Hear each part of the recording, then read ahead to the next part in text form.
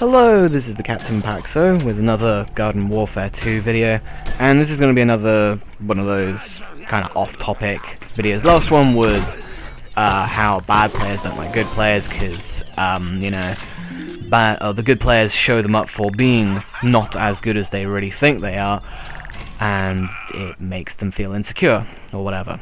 This one's, like, about people going AFK in garden or graveyard ops, which is really, really annoying. You know, the game prior to this one that I've got playing right now was another instance of a host going AFK, and there's a trick you can do, and I know I'm going to probably get a little bit of shit for sharing this, but if you want to go AFK in the ops, what you do is you stand in a place where there's a lot of enemies, and you let yourself get killed by them, because when you're dead and you're spectating, it doesn't count as being idle for whatever reason. And yeah, I'm probably gonna get my shit. I'm probably gonna get a little bit of shit for sharing that, but it's been around since Mass Effect 3's multiplayer. You know, it was in Mass Effect 3 multiplayer, it's in Garden Warfare 1's Garden Ops, and it's in Garden Warfare 2. They haven't come up with a good way of not letting that happen, you know?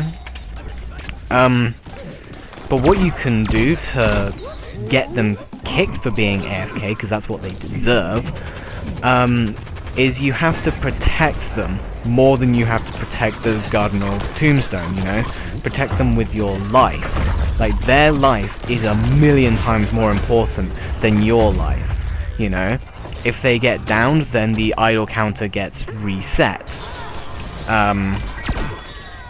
So yeah, you have to protect them, you have to keep them alive for as long as possible, and eventually they'll get kicked. And the last game, which I wish I saved that game, that was a successful attempt.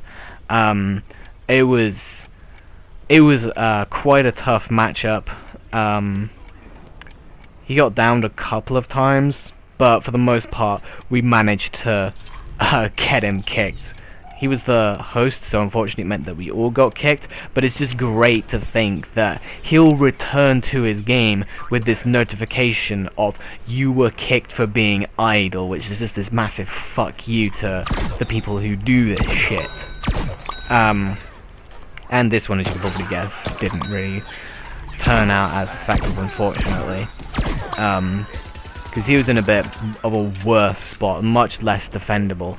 But the reason why this is like super annoying is because he's making the game harder for the rest of us without pulling his own weight. You know, every time a new player enters the game, like, the more players you have in the game, the harder it gets. You might have noticed that when that fourth guy entered, it said your enemies grow stronger, and he'll leave in a minute and it'll say your enemies grow weaker. You know, the game gets as hard as it possibly can when there's 4 people, and it's as easy as it possibly can be on when there's only 1 person. That's sort of to compensate for there being multiple people or just 1 person, you know?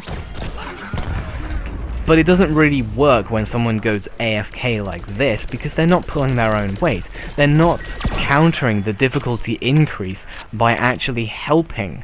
They're just being a nuisance. So, you know, if it's a situation like this where it's literally in the middle of everything, then it's probably better to just quit, you know?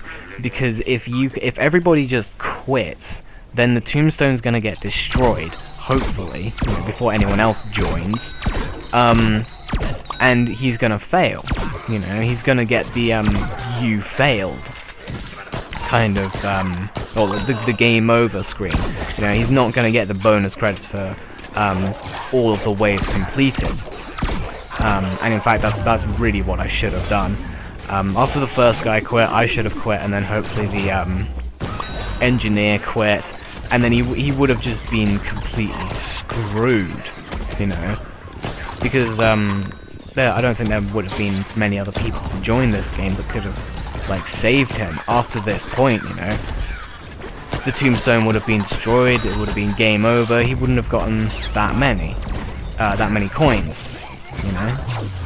Because this is a way of farming coins, essentially, because all coins are shared. You know, you're just using other people's efforts to get coins for you, which is really quite cowardly, considering he got to, like, what was it, wave 5 by himself, doing quite well. I don't see why he would just go AFK to farm coins. So I think he just had to do like house stuff. You noticed that someone left and the enemy just grew weaker.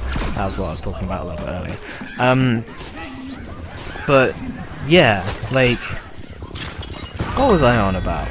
Lost my train of thought, derailed completely, off the tracks. There's probably no recovering that. Oh well. I'm putting down these bots to try and, like, I'm really trying my damnedest to get him kicked for being idle. Really wish it would have worked. It was a hard fought defeat, essentially. Really annoying. So yeah, I should have just quit. But oh, that was it. He's probably not farming, or not trying to farm coins, because he's a decent player. You know? He's managed to get to wave 5 by himself. And it's not the hardest thing in the world, but it's not particularly easy either. But he probably just had to do some house stuff. But I don't know. Like, if you're ever in a situation where you know you're gonna have to do something in a few minutes, then why would you play a game of garden or graveyard ops? You know it's gonna take quite a while. You know you're gonna be there for a while. You know you're gonna have to leave halfway through. And if you're gonna leave halfway through, you're not really getting the full benefit of it all, are you? And this is where it's starting to get really messy, because like I said, this guy he's adding to the difficulty without pulling his own weight, and I'm trying to protect him with all of my might to get him kicked for being idle, so I'm not really pulling my own weight either, and I'm not really a big fan of this character, or this variant I should say. Not very familiar with, anyway, this is my first game with him, so I am a bit shit. But it's just not going well. We do manage to escape, but in my eyes it was just failure, because I didn't manage to get him kicked for being idle. It was a bit of a disappointment. I really wish I had saved that previous one, because it was a lot more interesting. You know, it was a lot more tense as opposed to just decimation. And it was an actual success, you know? We actually managed to get him kicked for being idle, which I was over the moon about. I was so happy. So ecstatic. Because I noticed, like, hang on a minute, he's being AFK. And then I realized, hang on a minute, he should be getting kicked, you know? He hasn't got a single vanquish, so he's been AFK the entire time, but he hasn't gotten kicked. What's going on? Oh, he must be using that goddamn, like, AFK trick. So then I made it my goal to keep him alive for as long as possible. And it's just kind of like, you know, it was quite fun. But yeah, this kind of stuff happened in Mass Effect 3's multiplayer. I remember quite vividly playing on Platinum with 2 of my friends, and this guy went AFK. He just charged into the middle of the enemies, and we ended up trying to leave him left for dead. But yeah, all he was doing was just sort of sitting there and letting them kill him. And then one of my friends realized, like, oh shit, he's doing that thing where, like, when you get killed, you don't get kicked for being AFK because you're dead, you know? So we then made it our mission to get him kicked for being idle, you know? That was our sole purpose whilst playing Platinum. So we put up the Hex shields that the Geth Juggernauts have, and we just camped there. We literally just camped there trying to protect this guy as if it was an escort mission or something. And he finally got kicked, and we all just let out this cry of victory, like, yes, we managed it. It was kind of silly in hindsight, but it felt really good. So when it happened here, I tried it, and I got it to work in the first encounter, and then this happened, and I was like, okay, I'm gonna try and do it again, but it didn't go as well as I wanted it to, which again, I'm so sad about. If it was an earlier wave,